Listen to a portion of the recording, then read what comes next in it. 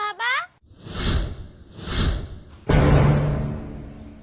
মামুনি, তুমি আমায় কিছু বলছো? হ্যাঁ বলছি, তুমিই আমার বাবা। মামুনি, তোমার কোথাও ভুল হচ্ছে।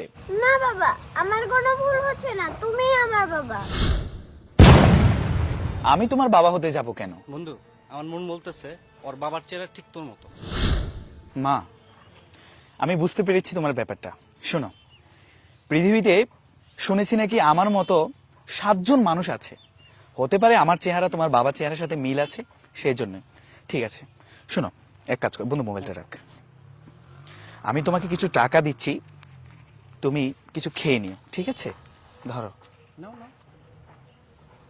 ঠিক আছে মামুনি, আমরা তাহলে আসি, থাকো তুমি, চলো। বাবা, আম্মু খুব অসুস্থ।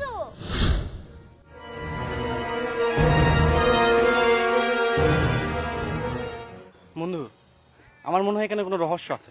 তুই কিছু লুকাচ্ছিস না তো? হেই, আমাকে দেখে কি তোর ক্যারেক্টারলেস মনে হয়? আরে দোস্ত, মাইন্ড করিস কেন? আমি তোকে এমনি বললাম। এমনি বলবি কেন? মামুনি, তোমার বাবা কি সত্যি দেখতে আমার মতো? আমার বাবা তোমার মতন দেখতে না, তুমিই আমার বাবা।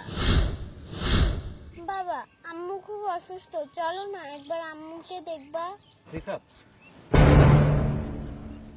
মানলাম মেয়েটা তোর মেয়ে না, কিন্তু মেয়েটা যখন এত করে বলছে, চল না ওর মাকে আমরা গিয়ে দেখে আসি। আচ্ছা মামুনি, তোমার বাসা কত দূর?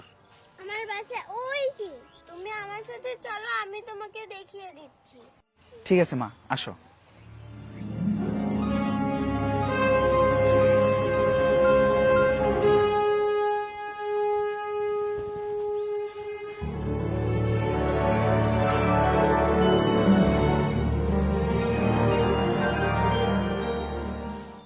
এইটাই আমাদের বাসা।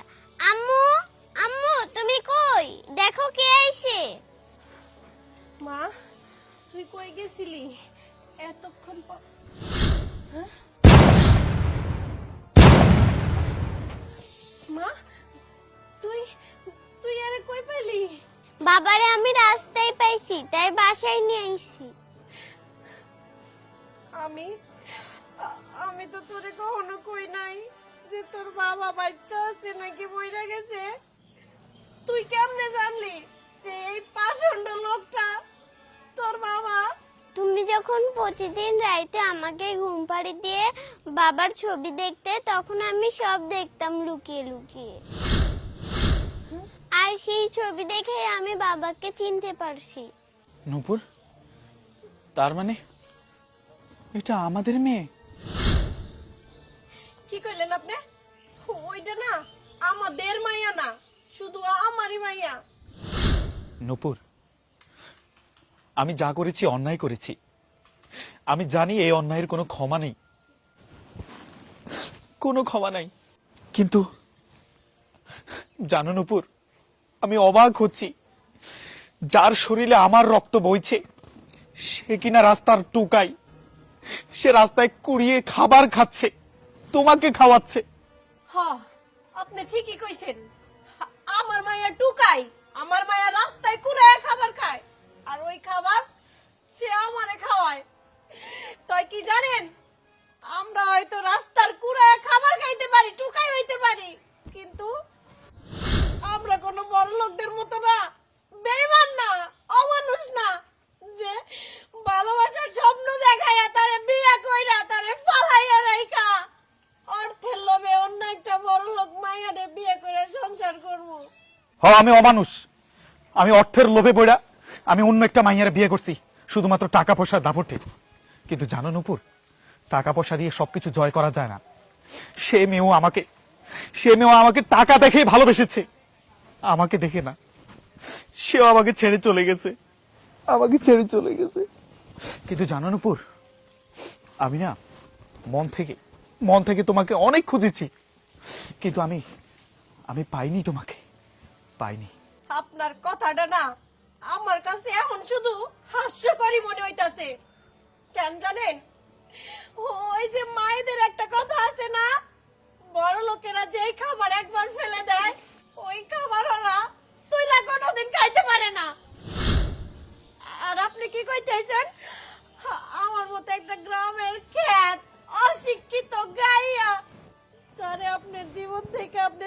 ইচ্ছায় হারায়া ফেলাইছেন, তারে খুঁজছেন আপনি? এইটাও আমার বিশ্বাস করা লাগবো? আরে আবেগ দিয়ে না জীবন চলে না। আপনি চলে যান আমার বাড়ি থেকে। আমি আর আমার মেয়ে অনেক ভালো আছি, আর বাকি জীবনটা এইভাবেই কাটাই দিতে পারবো। মা, ওর কাছে কেন রয়েছিস? এইদিকে আয় তুই। আপনি চলে যান আমার বাড়ি থেকে। না নূপুর, আমি যদি যাই তোমাদেরকে এখান থেকে সঙ্গে নিয়েই যাব। তার আগে আমি এখান থেকে যাব না। ভাগ্য যখন তোমার মেয়ের উসিলায় আমাকে এই পর্যন্ত নিয়ে আসছে, আমি আমি তোমাকে না নিয়ে এখান থেকে যেতে পারবো না নূপুর। আমি আমি ভুল করে ফেলেছি, আমাকে মাফ করে দাও। একটা বারের জন্য আমাকে মাফ করে দাও। তোমার মেয়ের দিকে তাকিয়ে হলেও আমার জীবনটা নষ্ট করিও না। আমি তোমাকে ছাড়া এখান থেকে আমি জীবনেও যাবো না। আমি তোমার পায়ে পড়ি নূপুর, নূপুর, আমি তোমার পায়ে পড়ি, ভাবি, আমাকে মাফ করে দাও। ভাবি, ভুল তো মানুষই করে। আমার বন্ধু না হয় ভুল করেছিল, আর সে যখন ভুল বুঝতে পেরেছে, ভাবি আমার মনে হয় আপনার তাকে ক্ষমা করা উচিত। আর আপনারা সবকিছু ভুলে আবার নতুন করে সবকিছু শুরু করেন। আমি তোমার না নিয়ে এখান থেকে যাবো না, এক পাও লড়বো না। দেখেন, আপনি আর আমার পায়ে পড়া আমারে পাপিষ্ট বানায়েন না। আপনি যখন আপনার ভুলটা বুঝতে পারছেন, তাই আমার আর এখানে কিছু করার নাই। আমরা আপনার সাথে যাবো। শোনো, আমি আমার মায়ের আজকে স্কুলে ভর্তি করামো। আমার কত বড় বাড়ি, এসি রুম আছে, গাড়ি এসি, কোনো কিছুর অভাব নেই। আল্লাহর কাছে হাজার শুকরিয়া, আল্লাহ আমার মায়ের ছেলে যে তোমার মিলাই দিছে আমার সাথে। বন্ধু, আমরা আর কথা না বাড়াই, আমরা চল যাই। এখান থেকে আর কিছু নেওয়া লাগবে না, চলো।